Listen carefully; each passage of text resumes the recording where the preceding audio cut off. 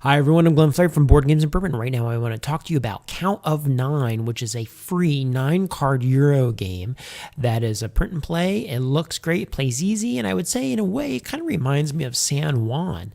The way it came about it was, I'm an administrator in the print and play forum, and I'm hanging out with Mark and with Natasha, and Mark has this great 18-card forum for games. And I said, is there an 18-card Euro? So I haven't seen that before. I've been, demoing a bunch of 18-card games, small games that play in interesting ways, but I haven't seen a Euro.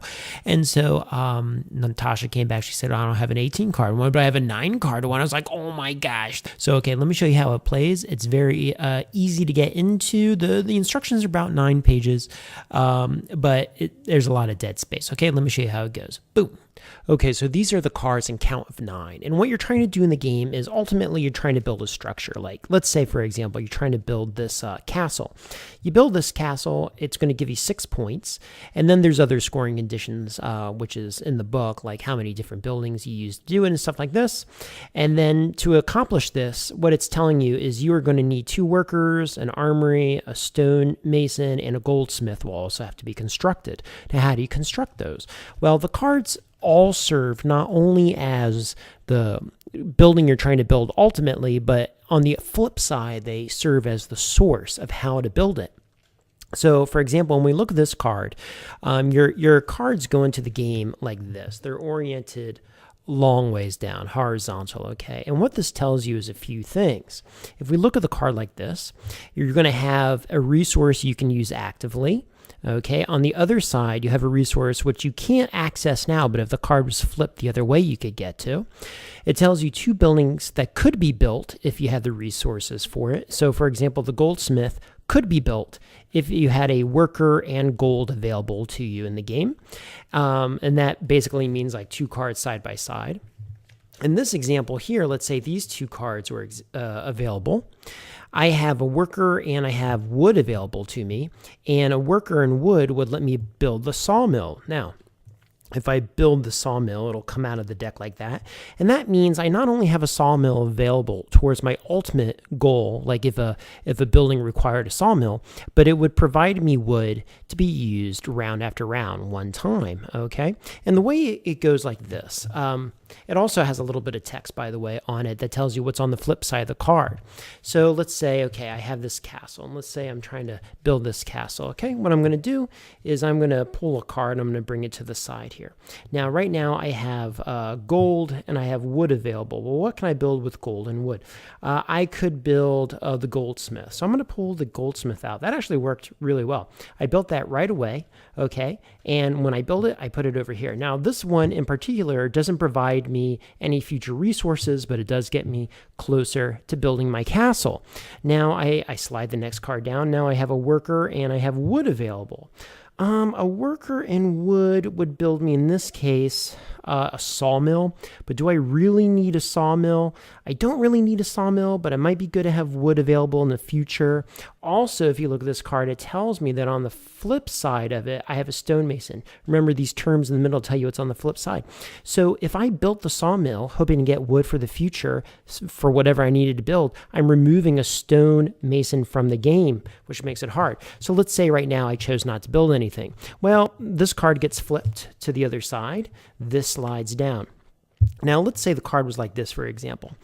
When this card flips to the side, it's probably not a good example. None of these are a good example.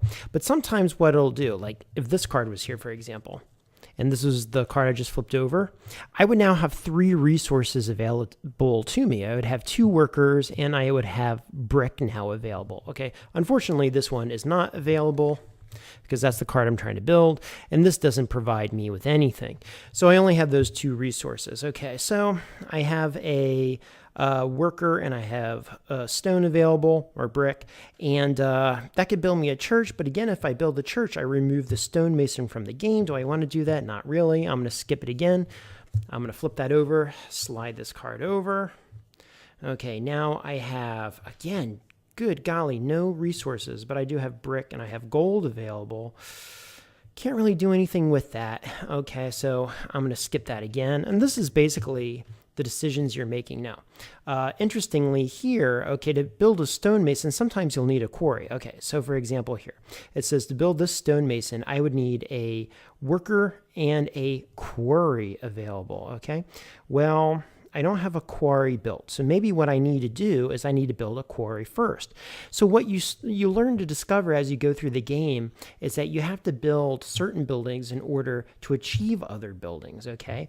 And so you're going to go through these cards a bit to see what is offered, what you need, and kind of build a strategy.